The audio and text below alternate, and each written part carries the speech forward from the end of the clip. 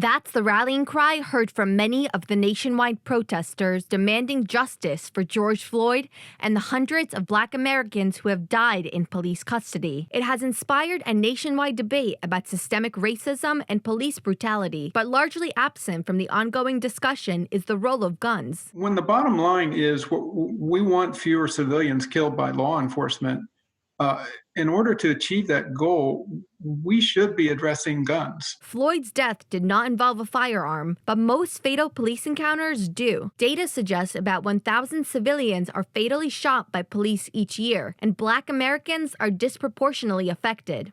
The FBI does not mandate local and state law enforcement to report data on police killings, making it difficult for researchers to understand the true scale of the problem in the U.S. and how the U.S. compares to its peers. Some experts argue that to understand the phenomenon, it's key to start thinking of police killings as inherently tied to gun ownership in the U.S. So much of their policies are driven around an assumption that so many encounters could turn lethal towards the officer in a second. And that has, in my opinion, almost everything to do with the ubiquity of firearms in the United States.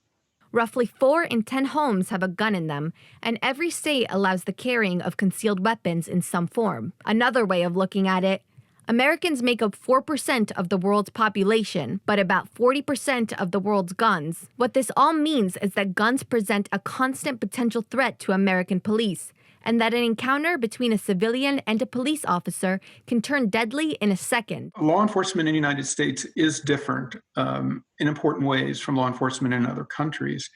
And I do think, yes, race is part of that, but I also believe that policing and police training and police policies and police culture, it's all centered around officer safety. Experts say a science-based approach is key to stopping police shootings. In a population of over 300 million people, you're going to expect that there's going to be some of this kind of inappropriate use of force and deadly encounters. But the question is, how much of this stuff is going on, and is the problem going up, going down? Don't have good data to answer that. So we just look at the examples of other major problems that the U.S. has faced.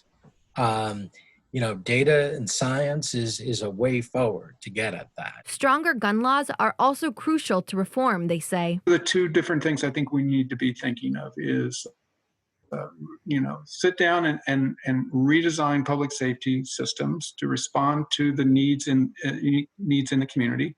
We need to have a community voice in that process. We need to have accountability, and then back to what we're talking about earlier.